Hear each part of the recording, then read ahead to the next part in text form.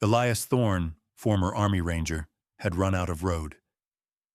After the divorce, the discharge, and the dwindling of his last disability check, he found himself with a broken-down Ford, $117, and a German Shepherd whose scars matched his own. The family had fought like vultures over his grandfather's estate, picking the profitable bones of land and stocks clean. And in the end, Elias was left with the one thing nobody wanted: a massive, ugly oak desk from a cabin in the Washington Mountains that hadn't been occupied in 30 years. He drove there expecting nothing but a quiet place to let the world fall away. But on the second day, Kaiser, the dog who had dragged him from the burning wreckage of a Humvee in Ramadi, froze. He stood rigid, staring at the base of that old desk, and began to whine, a low, insistent sound that promised the quiet was already over. Behind that wood, sealed away for decades, was a secret that would drag Elias back into a war he thought he'd left behind and give him a reason to live again. The war Elias carried wasn't loud. It was a quiet, grinding thing that lived in the pressure behind his eyes and the constant, low-grade hum in his ears. It was the memory of dust, so fine it felt like breathing powdered glass, and the smell of hot metal and burnt wires. Ramadi, 2006, the EFP, an explosively formed penetrator, had turned their armored vehicle into a slaughterhouse. He remembered the flash, the concussion that felt like his skull was being squeezed in a vice, and then darkness. He woke up on his back in the dirt, the Iraqi sun burning his face with a searing pain in his leg and the wet, warm weight of his dog across his chest. Kaiser, his military working dog, had a gash down his flank laid open to the bone, but he had managed to get his teeth into the back of Elias's body armor and pull. He had dragged his handler clear of the flames, saving a life while bleeding out his own. They had both been patched up, sent home with medals and wounds the doctors couldn't see. The shrapnel in his leg was a dull ache, a constant reminder. The wound in his head was sharper. It had cost him his marriage to a woman who couldn't sleep next to a man who woke up swinging at ghosts. And it had cost him his daughter, Maya, who had stopped returning his calls after the last time he'd lost his temper over something small and meaningless. He was adrift, a man whose skills, patience, observation, the capacity for sudden and controlled violence, had no place in the civilian world. He had driven west until the country ran out, the old Ford rattling with every mile, Kaiser's graying muzzle resting on the seat beside him. The cabin was his last stop, a place to hole up and wait for the winter or whatever came after. It stood on a rise overlooking a gray, fast-moving river, surrounded by 1,000 acres of pine and cedar that his grandfather, Silas Thorne, had bought after his own war.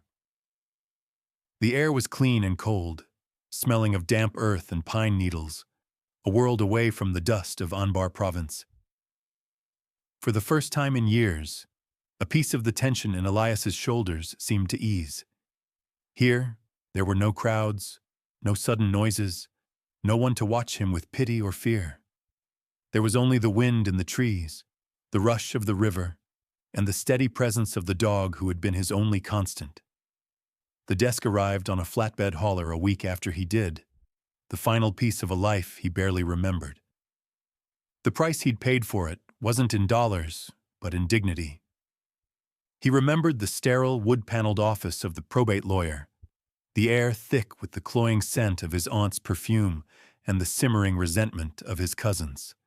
His cousin Marcus, a man who had built a small empire in real estate by smiling while he twisted the knife, had presided over the division of assets. He'd looked at Elias, at his worn jeans and faded army jacket, with an expression of faint disgust. "The portfolio is liquidated and divided," Marcus had said, his voice smooth as polished stone. "The properties are being sold as a package. That just leaves the personal effects from the cabin." He'd gestured to a list. "Most of it is junk, but there's an old desk. Your grandfather built it himself. Solid oak, heavy as a tombstone. Nobody wants to pay to move it.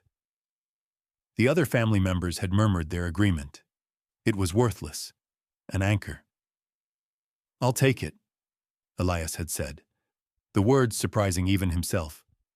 It was a flicker of defiance, a need to claim one thing that had belonged to the quiet, stern man who had taught him how to shoot and how to be still in the woods. Marcus had raised an eyebrow, a small, cruel smile playing on his lips. "All yours, cousin. A fitting inheritance." He'd leaned forward slightly, his eyes holding Elias's. "You know, people used to come around, years ago, asking about the old man, about that cabin. Always thought he had something squirreled away. But they never found anything." It was a dismissal and a warning, a casual assertion of dominance. Elias had just nodded, signed the papers, and walked out. The desk, when it was finally unloaded into the cabin's main room, was even more imposing than he remembered. It was a fortress of dark, quarter-sawn oak, its surface scarred with the history of 70 years. Nicks from tools, rings from coffee cups, a faint scorch mark near one edge.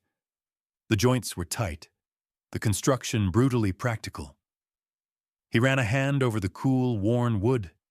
It felt solid, real, a piece of a past he had almost forgotten.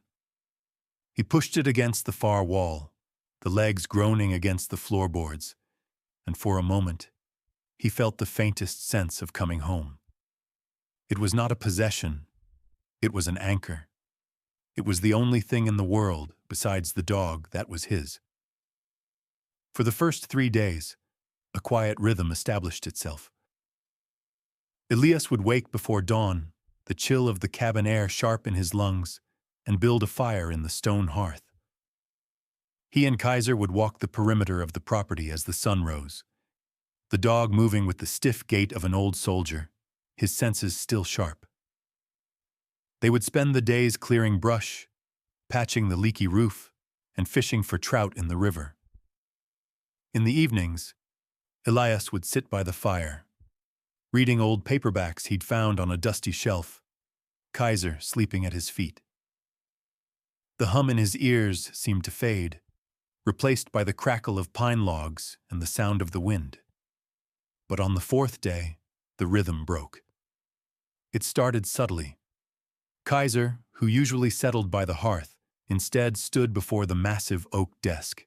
His head was cocked, his ears forward, his body rigid with an intensity Elias hadn't seen since their last patrol. A low whine started deep in the dog's chest. "What is it, boy?" Elias murmured, getting up.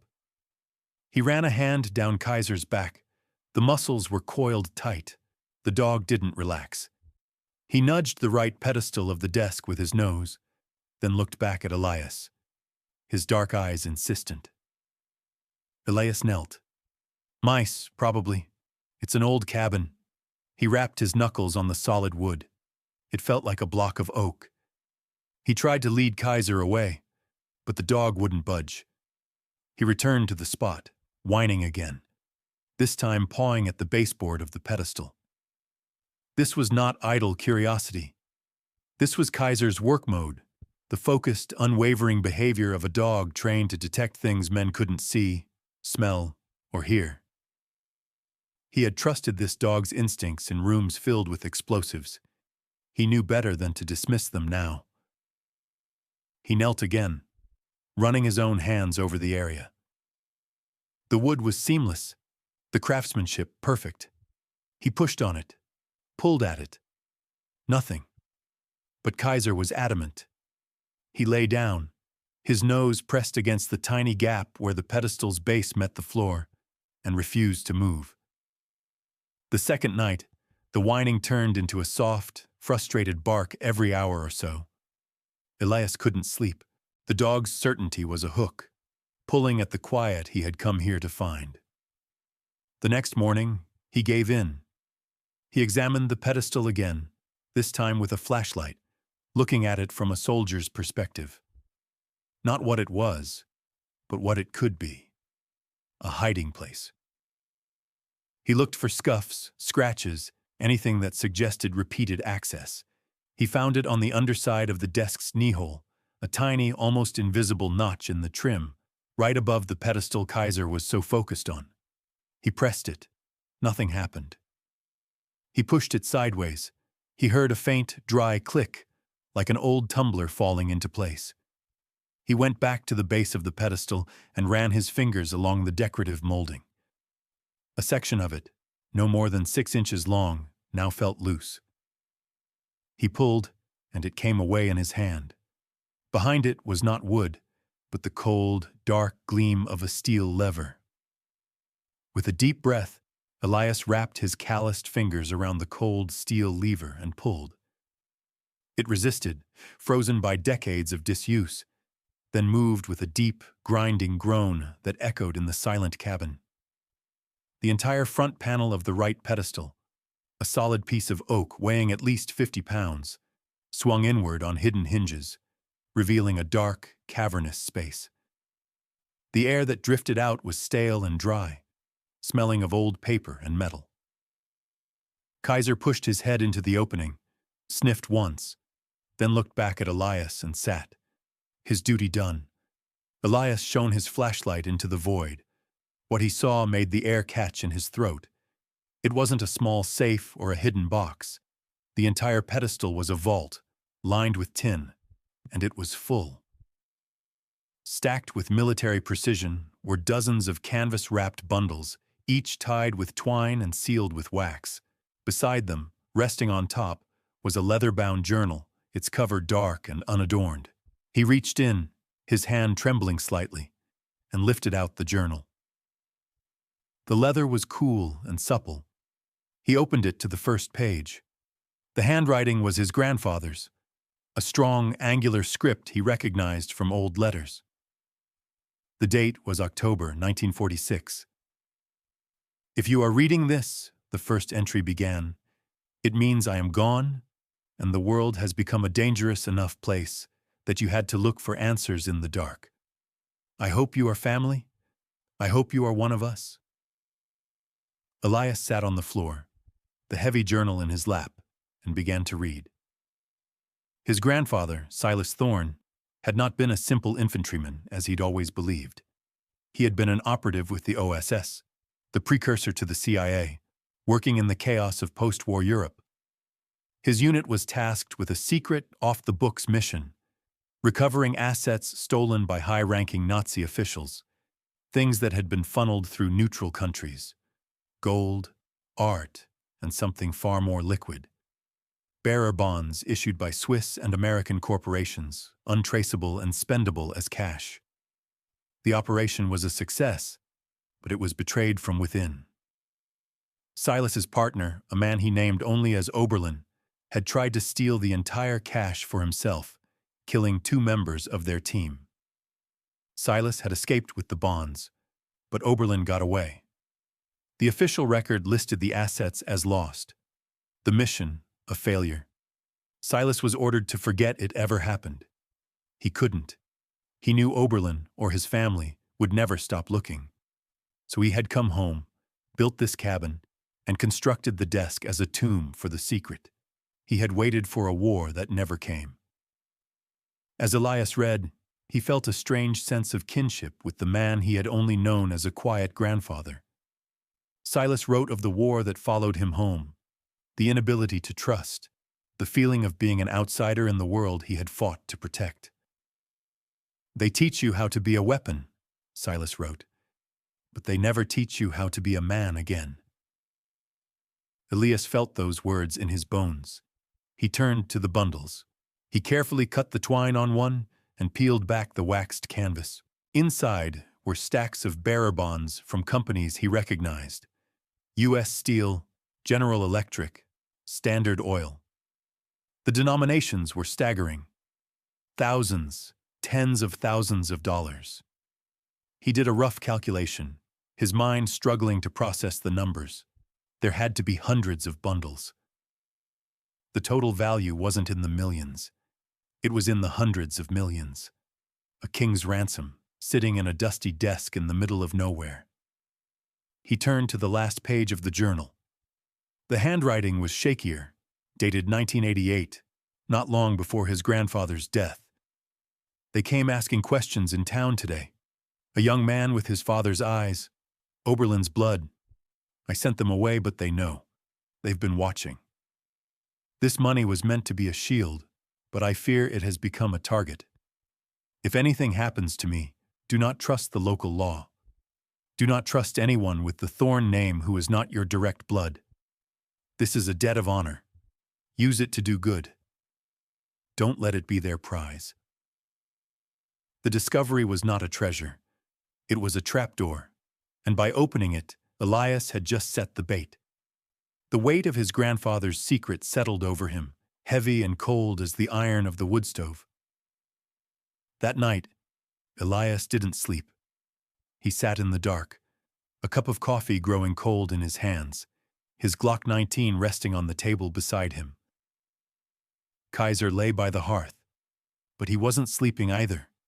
His head was up, his ears twitching at every creak of the old cabin and every gust of wind. The training Elias had tried to bury for years came flooding back. He was assessing threats, mapping fields of fire, thinking about choke points and escape routes. The cabin wasn't a refuge. It was a fixed position, and a vulnerable one at that. The first sign came just after 2 a.m. A pair of headlights appeared at the far end of the mile-long dirt track that served as his driveway. They weren't moving fast, just a slow, steady crawl. They stopped about a quarter-mile out, where the track curved behind a thick stand of firs. The engine cut. Silence returned, but it was a different kind of silence now. It was being listened to.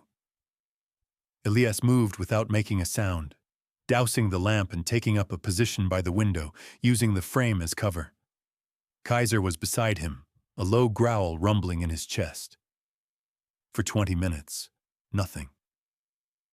Then the engine started again, and the vehicle executed a careful 3-point turn and drove away.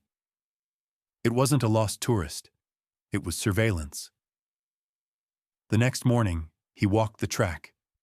He found what he expected: fresh tire tracks from a heavy truck, wider than his own Ford's.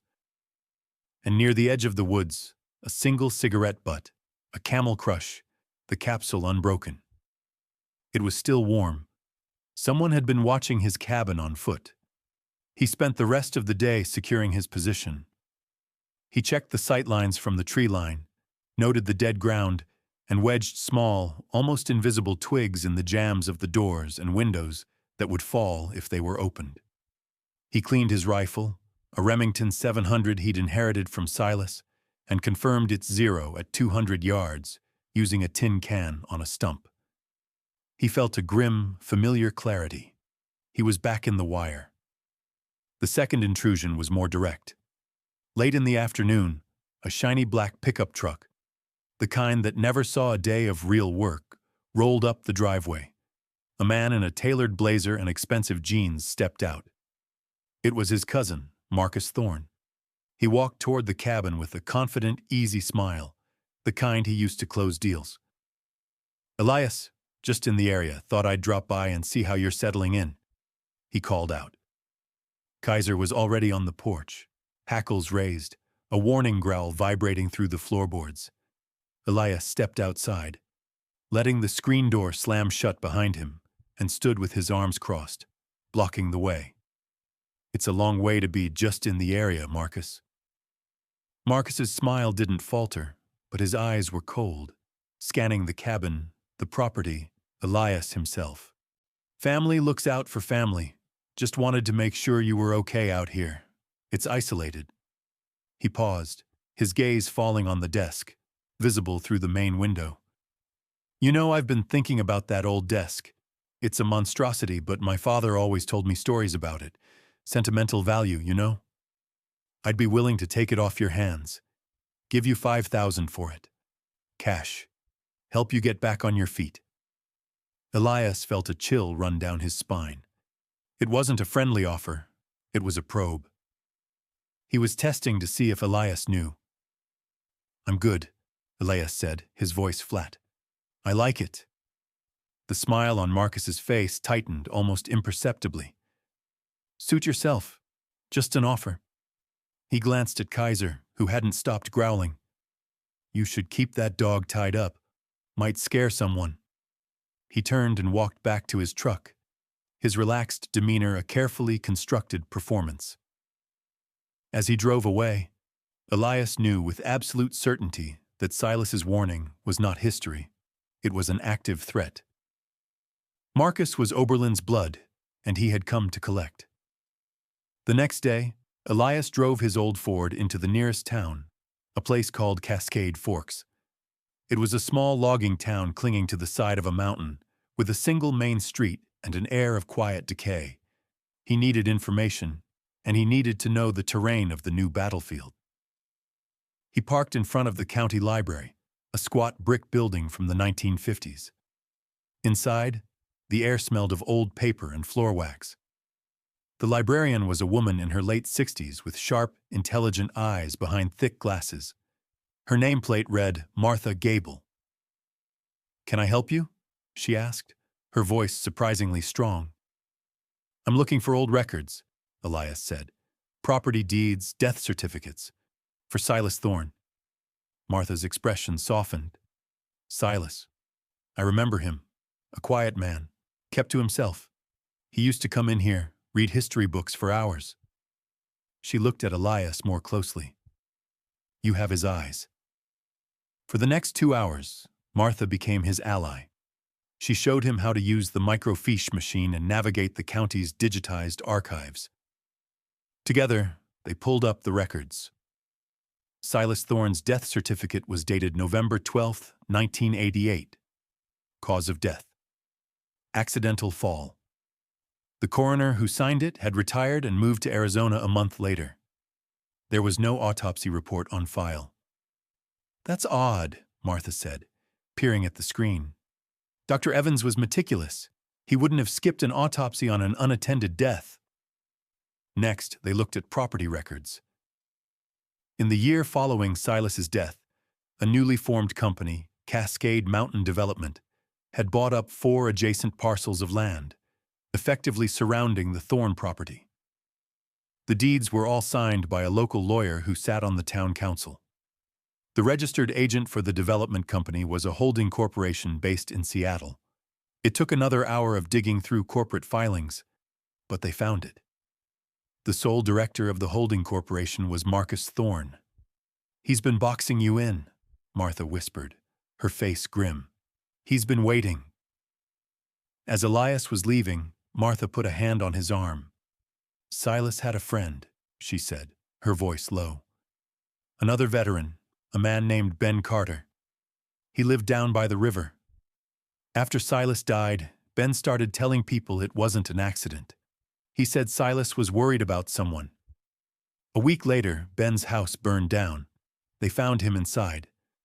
The sheriff ruled it a faulty wood stove." She looked him straight in the eye. "That sheriff is now the chief of police. He and Marcus Thorne play golf together every Thursday." The net wasn't tightening. It had been in place for 30 years, and he had just walked into the middle of it.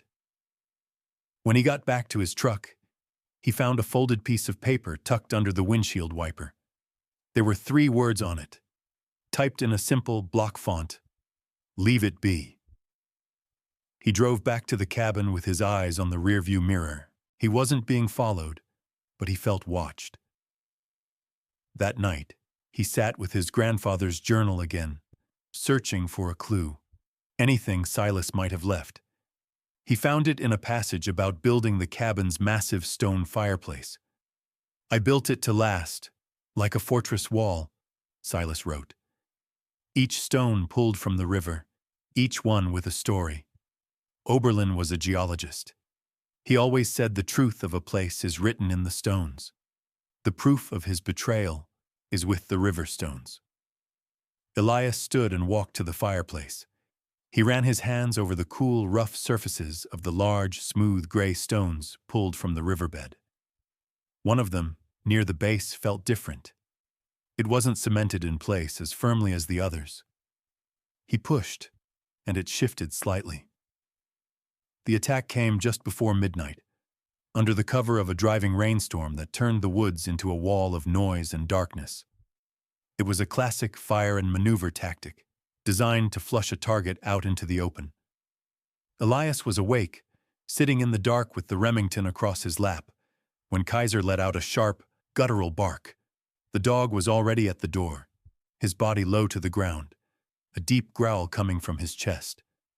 Through the window, Elias saw the first flicker of orange light against the wet trees.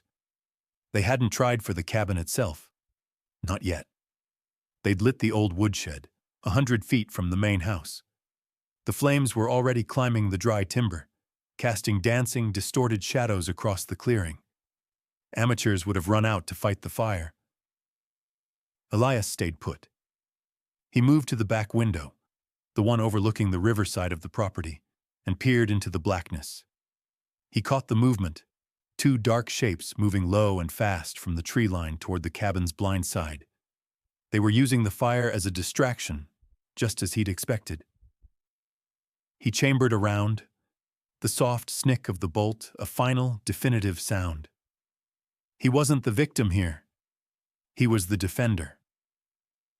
He slipped out the back door, melting into the deeper shadows at the edge of the foundation. The rain masked his scent and his sound. He moved like a ghost around the corner of the cabin, the rifle held at a low ready. One of the men was at the front door, working on the lock with a pry bar. The other stood watch, a pistol in his hand, his attention fixed on the burning shed. Elias raised the rifle. He didn't aim for a kill shot. He aimed for the man's weapon. He squeezed the trigger. The rifle's report was a deafening crack that cut through the storm. The man with the pistol screamed as the gun was torn from his hand, his fingers mangled. He staggered back, clutching his ruined hand. The second man at the door spun around, disoriented, raising his pry bar like a club. At that moment, Kaiser exploded from the front door, a black and tan missile of controlled fury. The dog hit the second man square in the chest, driving him to the ground. The man flailed, a hunting knife appearing in his hand. He slashed wildly, and Kaiser yelped, a sharp cry of pain, but the dog's jaws had already found their mark on the man's arm. Elias was on him in 2 strides, the butt of his rifle crashing down on the man's temple. He went limp. The first man was trying to scramble away into the woods. Elias leveled the rifle at him. "Stay," he commanded, his voice cold and steady. The man froze, his face pale with terror in the firelight. Elias used their own zip ties to secure them, then dragged them onto the porch. He knelt beside Kaiser. There was a deep, clean slice along the dog's ribs, bleeding freely into his thick fur. The lowest point had arrived. The sight of the dog's blood, shed for him again, ignited a cold, pure rage in Elias's chest. He pressed a clean cloth to the wound, murmuring to the dog, his voice a low, soothing rumble. Kaiser licked his hand, his tail giving a weak thump against the floorboards. He had done his job. Now it was Elias's turn. He didn't call the town's chief of police. He took out his satellite phone, a piece of gear he'd kept from his service, and dialed a number he hadn't used in 10 years. His old team sergeant, now a senior agent with the FBI's Seattle field office. "Dave?" he said when the man answered. "It's Thorne. I'm in trouble, and I have something you need to see." The arrival of 2 unmarked sedans and a state police cruiser at dawn transformed the quiet mountain clearing into a federal crime scene. The men who stepped out moved with a quiet efficiency that Elias recognized instantly. They weren't local cops. They were professionals. His old sergeant Dave Riker was grayer and heavier, but his eyes were the same, sharp and missing nothing. He took in the scene, the smoldering woodshed, the 2 trussed-up intruders, Elias with dried blood on his hands, and the wounded dog lying on a blanket. "Hell of a retirement you've got here, Thorne," Riker said, his voice dry. Elias didn't smile. He just handed Riker his grandfather's journal. "Read this first. It started 70 years ago." While Riker read, his agents processed the scene. The two hired men, a pair of local thugs with long rap sheets, started talking the second they were separated. They sang about Marcus Thorne, about the money he'd promised them to retrieve an inheritance and burn the cabin down to cover their tracks. They'd been told the old veteran inside was a drunk, a broken man who would be easy to scare off. They had miscalculated badly. By noon, the investigation had moved from the cabin to the town of Cascade Forks. Warrants were served. The chief of police was taken into custody for questioning after phone records linked him to Marcus and the two intruders. Marcus Thorne himself was arrested at his sprawling waterfront home in Seattle while trying to book a one-way flight to the Cayman Islands. He maintained his smug composure until Riker's agents presented him with a second warrant, one to excavate the foundation of the old Carter house that had burned down 30 years prior. Marcus's face went white. The reckoning was swift and absolute. Forensic evidence from the Carter property confirmed Ben Carter's death was arson and homicide. The paper trail Marcus had built over decades unraveled under federal scrutiny, revealing a pattern of intimidation, fraud, and corruption. The story of the stolen Nazi assets, the OSS betrayal, and the 70-year hunt became a national news sensation. Elias, shielded from the media storm by the FBI, focused on what mattered. He used a small portion of the now secured funds, released to him as the legal heir, to fly Kaiser to a veterinary surgical specialist at Washington State University. The knife had missed any vital organs, and the prognosis was good. While he waited, he sat in the sterile quiet of the waiting room and made another call. "Maya?" he said when his daughter answered. Her voice was hesitant, surprised. "Dad?" "I'm okay," he said. I wanted you to know I'm okay." He didn't explain everything, not yet. He just talked, and for the first time in years, she listened. A week later, he was back at the cabin. The yellow crime scene tape was gone. The air smelled of rain and pine again. Kaiser was lying on the porch, a line of neat stitches on his side, his tail thumping a steady rhythm against the wood. Elias walked to the fireplace and carefully worked the loose river stone free. Behind it, wrapped in oilcloth, was a small, heavy metal box. Inside were letters from his grandfather's OSS unit, photographs, and a detailed ledger of Oberlin's betrayal, complete with account numbers and contacts. This was the proof Silas had hidden. Elias stood on the porch, looking out at the river, the box in one hand. He had fulfilled the end of his grandfather's war. The money was being placed into a trust, just as Silas had wanted. Elias was working with a team of lawyers to establish the Thorne Foundation, a retreat for veterans, a place for them to find the same quiet and purpose he had stumbled into. It would be built right here, on this land. The place he had come to disappear had become the place that had saved him. A car was coming up the driveway. Not a police cruiser or a black sedan, but a small, dented Honda. His daughter, Maya, stepped out. She looked at him, at the cabin, at the old dog who lifted his head to watch her approach. She smiled, a small, tentative thing. "Hey, Dad," she said. "I thought you might need some help patching that roof." It's a strange thing, how a man can run from a war for 20 years only to find peace in the middle of a new one. Elias Thorne had come to his grandfather's cabin looking for an ending, a final, quiet place to let the ghosts win. He was a man hollowed out by a past he couldn't escape, left with nothing but a loyal dog and a piece of furniture nobody else had wanted. But loyalty, he had learned, runs deeper than blood or time.